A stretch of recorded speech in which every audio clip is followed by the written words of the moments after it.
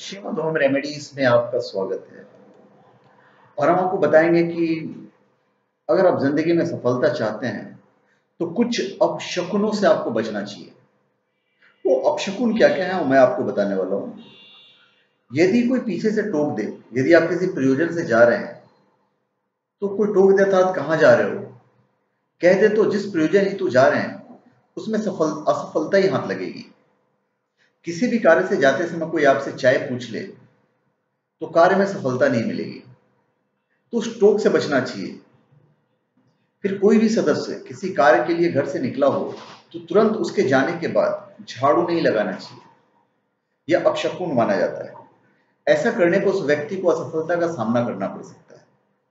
ये जो मैं आपको बातें बता रहा हूं ये आप अपने घर वाले को बता सकते हैं ताकि आगे से ऐसी कोई हरकत नहीं कर सके।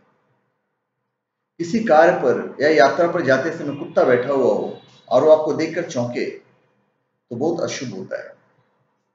किसी कार्य पर जाते समय घर से बाहर कुत्ता शरीर खुजलाता हुआ दिखाई दे तो कार्य में असफलता मिलेगी या बाधा उपस्थित होगी। यदि आपका पालतू कुत्ता आपके वाहन के भीतर बार बार भौंके तो कोई अनहोनी घटना अथवा वाहन दुर्घटना हो सकती है। यदि वो कीचड़ से सना और कानों को फड़फड़ाता हुआ दिखाई दे तो वह संकट उत्पन्न होने का संकेत है। कुत्ते का जलती हुई लकड़ी लेकर सामने आना मृत्यु भय अथवा भयानक कष्ट का सूचक है। गृह स्वामी की यात्रा पर जाते समय यदि कुत्ता उससे लाड़ करे तो यात्रा अशुभ हो सकता है। उसके बाद बिल्ली का रोना, लड़ना और छींकना अपशकुन होता है। यदि काली बिल्ली रास्ता काट जाए तो अपशकुन होता है, ऐसा कहा जाता है। बम्बई की बात छोड़ दे, बम्बई में बहुत सारी बिल्लियां हैं तो बिल्लियां यहाँ पे पालतू होती हैं, फिर भी काली बिल्ली अगर काटे तो अपशकुन होता है।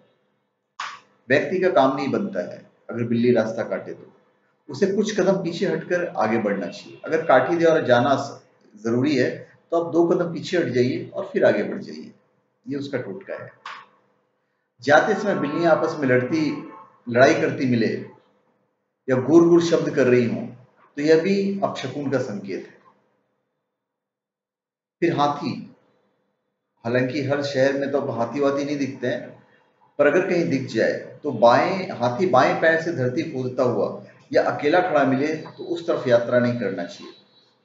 ऐसे में यात्रा करने पर प्राण घातक हमला होने की संभावना रहती है। तो यदि आप कहीं जा रहे हैं और बिल्ली आपके सामने कोई खाने वाली वस्तु लेकर आए और म्याऊं बोले तो अशुभ होता है। यही क्रिया आपके घर आते समय हो तो शुभ होता है।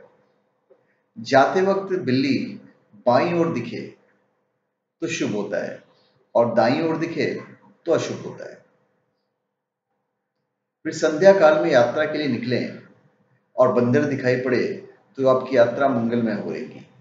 यदि आप कहीं जा रहे हैं तो बैल अथवा भैंस दाहिनी ओर बैठा दिखे तो यह अशुभ संकेत है। यदि जाते वक्त नेवला दिखाई पड़े तो बहुत शुभ होता है। नेवला वाले स्थान की मिट्टी उठाकर आप अपने घर में रखें जिससे धन एवं समस्याओं से मुक्ति मिलेगी। किसी कार्य के आरंभ में अथवा यात्रा में मोर की आवाज सुनाई दे तो उस समय कार्य में सफलता अवश्य मिलेगी।